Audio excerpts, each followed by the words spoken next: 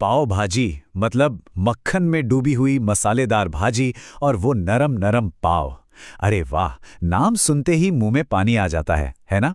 पर क्या हो अगर मैं कहूं कि ये मजेदार डिश हमारे ब्लड शुगर के बारे में एक बहुत ही हैरान करने वाली कहानी बताती है।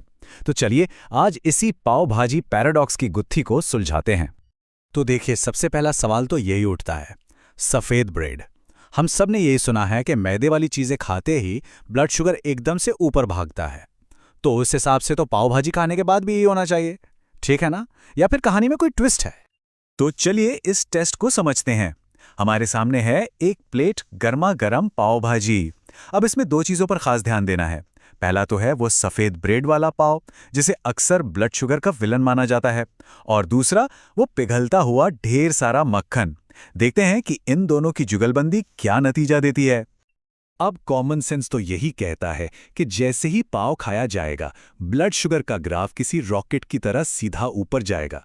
उम्मीद तो बिल्कुल यही थी कि एक बड़ा तेज स्पाइक देखने को मिलेगा। अच्छा, इस उम्मीद को परखने के लिए हमें कोई मापाना तो चाहिए, है ना? और वो मापाना हमें मिलता है मुंबई के ही एक और मशहूर स्ट्रीट फूड से, वड़ा पाव। कुछ वक्त पहले वड़ा पाव पर भी बिल्कुल यही टेस्ट किया गया था और उसके नतीजे बड़े काम के हैं। उस टेस्ट में वड़ा पाव खाने के बाद ब्लड शुगर 54 mg/dl तक बढ़ गया था। ये नंबर याद रखेगा, 54। यही हमारा बेंचमार्क है जिससे हम पाव भाजी के रिजल्ट को नापेंगे। तो अब आता है वो पल जिसका सबको इंतजार था, पाव भाजी का रिजल्ट। क्या लगता है, क्या ये वड़ा पाव के 54 के आंकड़े तक पहुंचेगा, या उससे भी पार कर जाएगा, या फिर कुछ ऐसा होने वाला है जिसके बारे में सोचा भी नहीं गया? और रिजल्ट है सिर्फ 31 mg/dl। चौंक गए ना? जहां उम्मीद थी 54 की, वहां स्पाइक हुआ सिर्फ 31 का। ये तो बिल्कुल ही अनएक्सपेक्टेड था, और बस यहीं से हमारा पैराडॉक्स शुरू हो जाता है। जरा इस फर्क को देखिए। एक तरफ है वड़ा पाव का 54 का स्पाइक और दूसरी तरफ पाव भाजी का सिर्फ 31 का। ये कोई छोटा मोटा फर्क नहीं है, ये बहुत बड़ा अंतर है।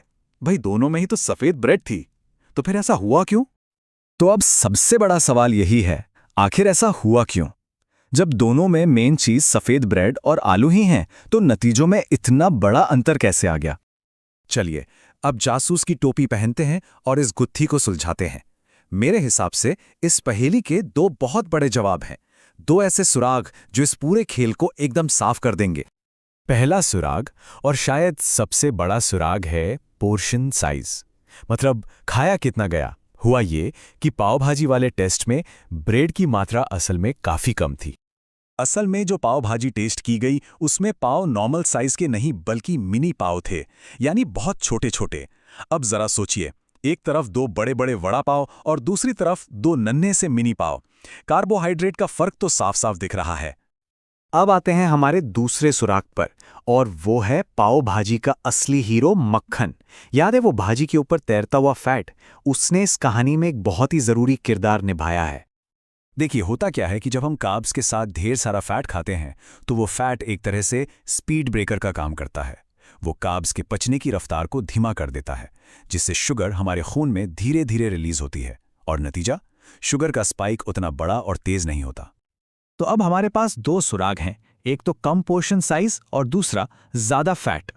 चलिए अब इन दोनों को एक साथ रखकर वड़ा पाव और पाव भाजी की सीधी सीधी तुलना करते हैं। तो देखिए, सारी कहानी इस टेबल में साफ है। वड़ा पाव में ज्यादा कार्ब्स थे और फैट कम, तो नतीजा हुआ 54 का बड़ा स्पाइक।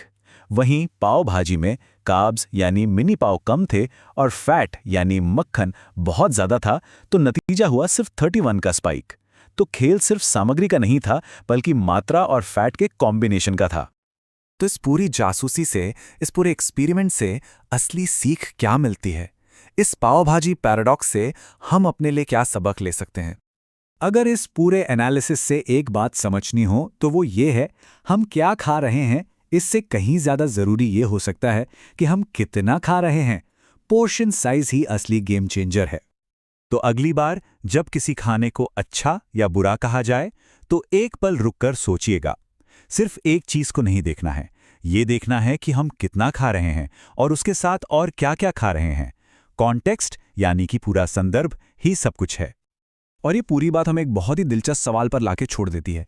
जरा सोचिए, अगर पाव भाजी में मिनी पाव की जगह 2 बड़े पाव होते, बिल्कुल वड़ा पाव जितने, तो क्या तब भी स्पाइक 31 ही रहता, या फिर मक्खन के होने के बावजूद वो स्पाइक 54 के आंकड़े को छू लेता? इस बारे में सोचना तो बनता है।